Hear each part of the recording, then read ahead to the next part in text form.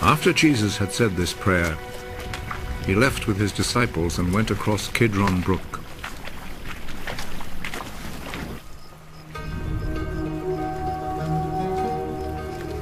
There was a garden in that place, and Jesus and his disciples went in.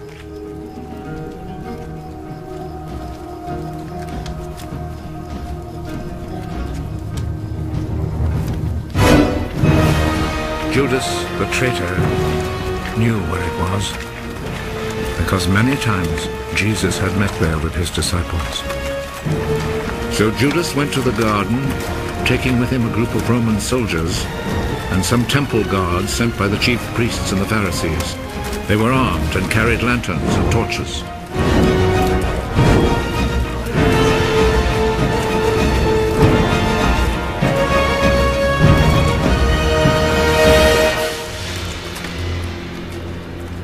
Jesus knew everything that was going to happen to him, so he stepped forward and asked them, "Who is it you are looking for?"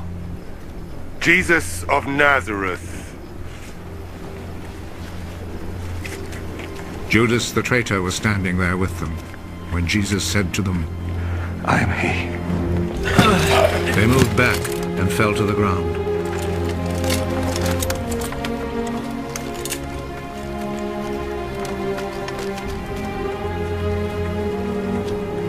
Again, Jesus asked them, "Who is it you are looking for?" Jesus of Nazareth. I have already told you that I am he. If then you are looking for me, let these others go. He said this so that what he had said might come true. "Father, I have not lost even one of those you gave me." Simon Peter, who had a sword, drew it and struck the high priest's slave, cutting off his right ear. The name of the slave was Malchus. Put your sword back in its place. Do you think that I will not drink the cup of suffering which my Father has given me? Then the Roman soldiers, with their commanding officer and the Jewish guards, arrested Jesus, tied him up,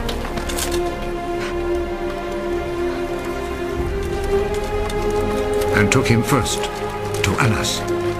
He was the father-in-law of Caiaphas, who was high priest that year. It was Caiaphas who had advised the Jewish authorities that it was better that one man should die for all the people.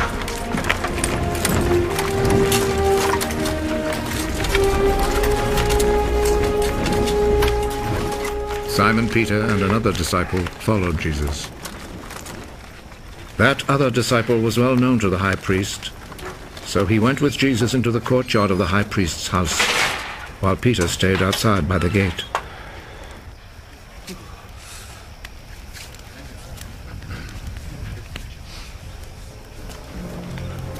Then the other disciple went back out, spoke to the girl at the gate, and brought Peter inside. Aren't you also one of the disciples of that man? No, I'm not. It was cold, so the servants and guards had built a charcoal fire and were standing around it warming themselves. So Peter went over and stood with them, warming himself. The high priest questioned Jesus about his disciples and about his teaching. Jesus answered, I have always spoken publicly to everyone. All my teaching was done in the synagogues and in the temple where all the people come together. I have never said anything in secret. Why then do you question me? Question the people who heard me. Ask them what I told them. They know what I said.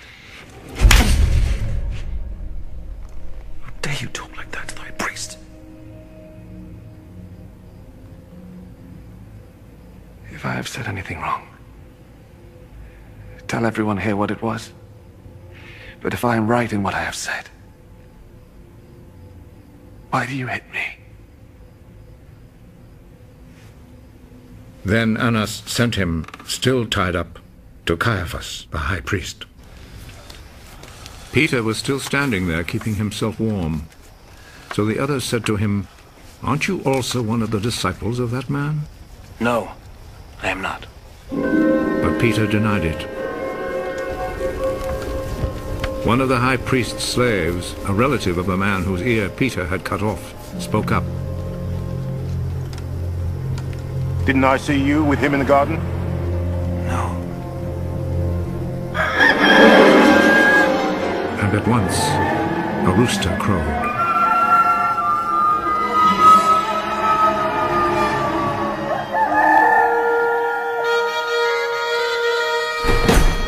Early in the morning, Jesus was taken from Caiaphas' house to the governor's palace. The Jewish authorities did not go inside the palace, for they wanted to keep themselves ritually clean in order to be able to eat the Passover meal. So Pilate went outside to them and asked, "What do you accuse this man of?" We would not have brought him to you if he had not committed a crime. Then you yourselves take him and try him according to your own law. We are not allowed to put anyone to death. This happened in order to make come true what Jesus had said when he indicated the kind of death he would die.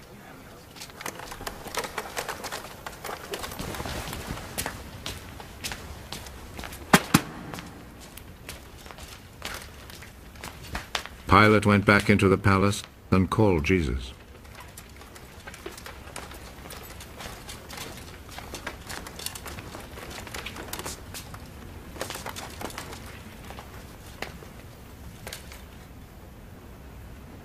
Are you the king of the Jews?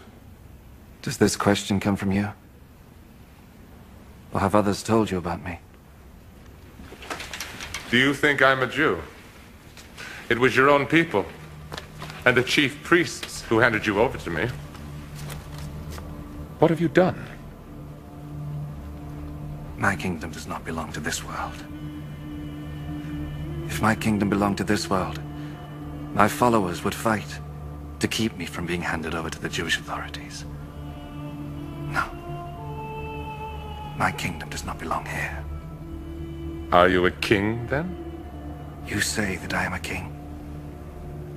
I was born and came into the world for this one purpose: to speak about the truth. Whoever belongs to the truth listens to me. And what is truth?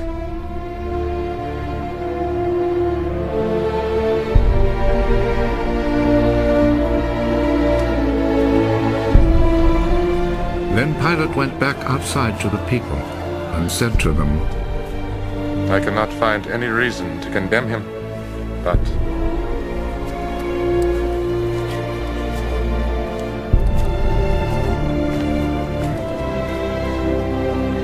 according to the custom you have, I always set free a prisoner for you during the Passover. Do you want me to set free for you the King of the Jews? They answered him with a shout.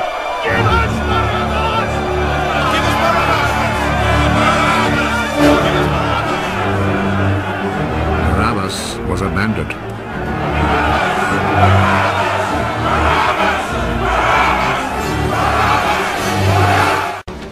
Then Pilate took Jesus and had him whipped. The soldiers made a crown out of thorny branches and put it on his head. Then they put a purple robe on him and came to him and said, Long live the King of the Jews. And they went up and slapped him.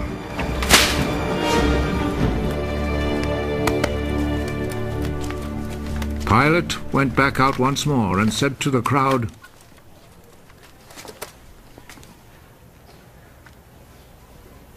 Look, I will bring him out here to you, to let you see that I cannot find any reason to condemn him. Look, here is the man. So Jesus came out, wearing the crown of thorns and the purple robe. Crucify him! Crucify him!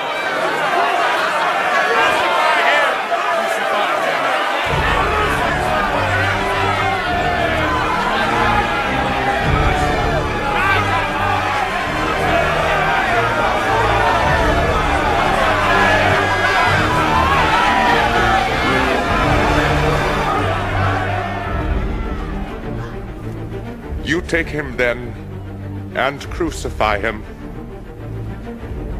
I find no reason to condemn him.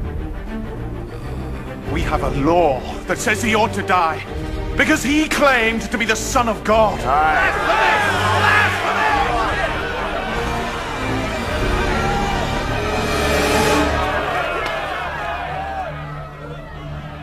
When Pilate heard this, he was even more afraid.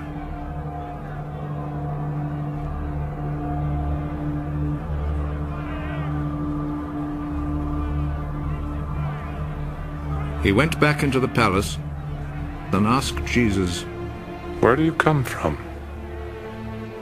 But Jesus did not answer. You will not speak to me. Remember, I have the authority to set you free, and also to have you crucified. You have authority over me only because it was given to you by God. So the man who handed me over to you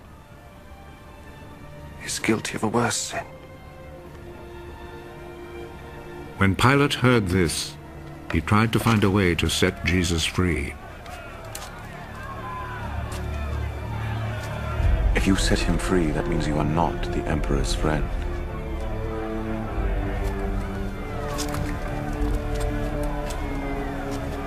Anyone who claims to be a king is a rebel against the Emperor.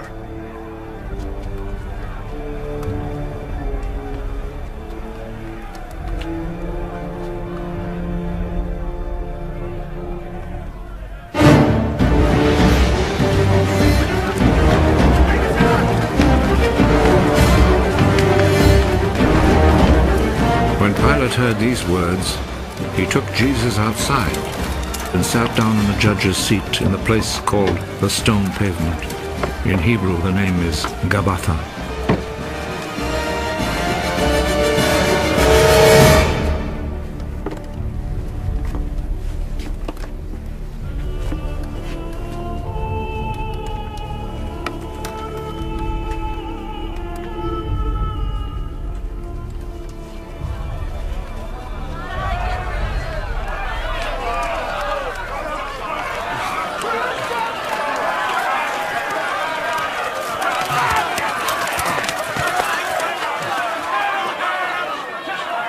It was then almost noon of the day before the Passover. Pilate said to the people, Here is your king. Kill him.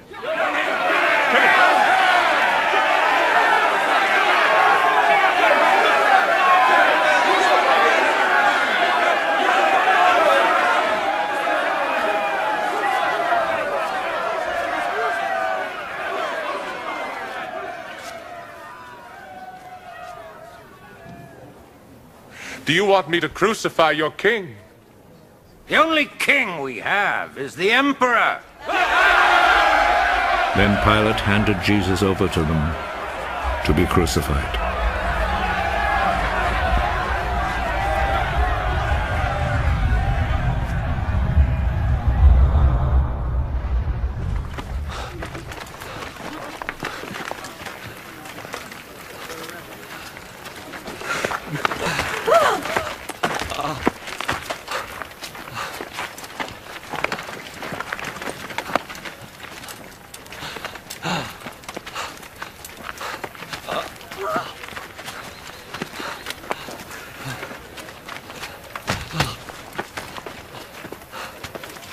So they took charge of Jesus.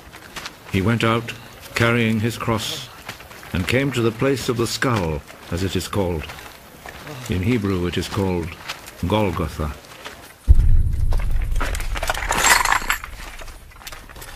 There they crucified him, and they also crucified two other men, one on each side, with Jesus between them.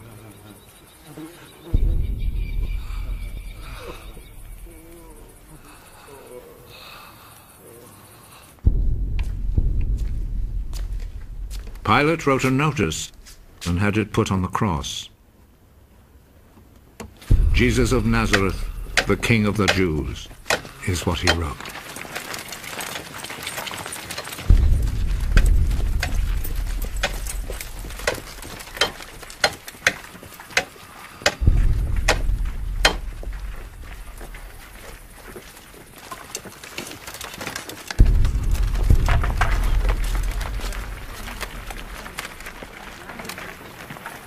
Many people read it, because the place where Jesus was crucified was not far from the city. The notice was written in Hebrew, Latin, and Greek. The chief priest said to Pilate, "Do not write the King of the Jews, but rather..." This man said, "I am the King of the Jews." What I have written stays written.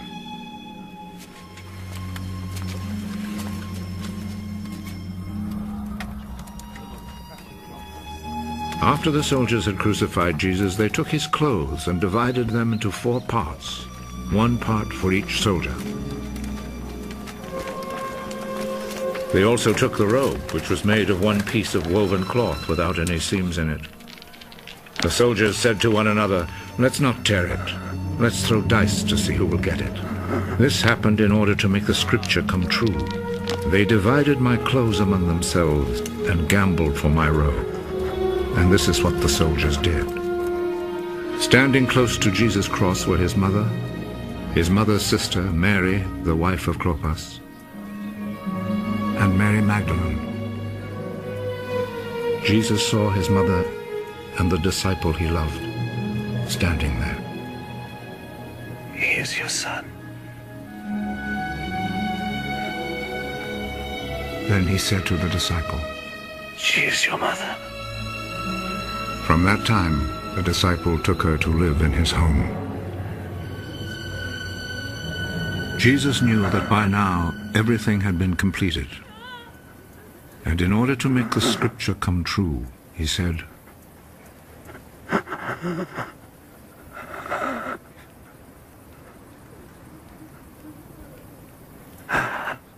I am thirsty. A bowl was there, full of cheap wine. So a sponge was soaked in the wine, put on a stalk of hyssop, and lifted up to his lips.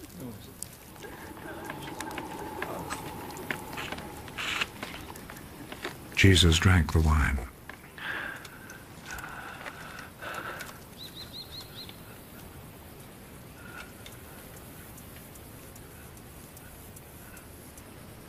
It is finished.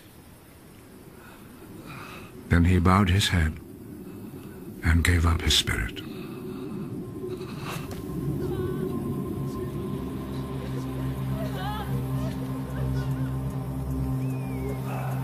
Then the Jewish authorities asked Pilate to allow them to break the legs of the men who had been crucified and to take the bodies down from the crosses. They requested this because it was Friday, and they did not want the bodies to stay on the crosses on the Sabbath, since the coming Sabbath was especially holy. So the soldiers went and broke the legs of the first man, and then of the other man who had been crucified with Jesus. But when they came to Jesus, they saw that he was already dead, so they did not break his legs. One of the soldiers, however, plunged his spear into Jesus' side.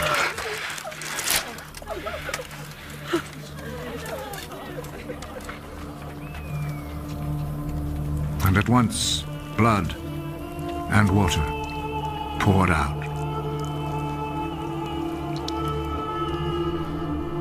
The one who saw this happen has spoken of it, so that you may also believe. What he said is true, and he knows that he speaks the truth. This was done to make the scripture come true. Not one of his bones will be broken.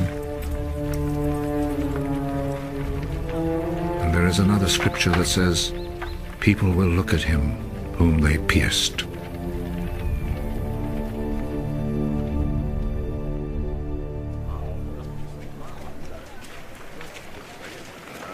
After this, Joseph, who was from the town of Arimathea, asked Pilate if he could take Jesus' body.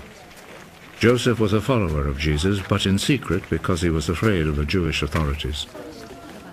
Pilate told him he could have the body, so Joseph went and took it away. Nicodemus, who at first had gone to see Jesus at night, went with Joseph, taking with him about 100 pounds of spices, a mixture of myrrh and aloes. The two men took Jesus' body and wrapped it in linen cloths with the spices, according to the Jewish custom of preparing a body for burial. There was a garden in the place where Jesus had been put to death, and in it there was a new tomb where no one had ever been buried. Since it was the day before the Sabbath, and because the tomb was close by, they placed Jesus' body there.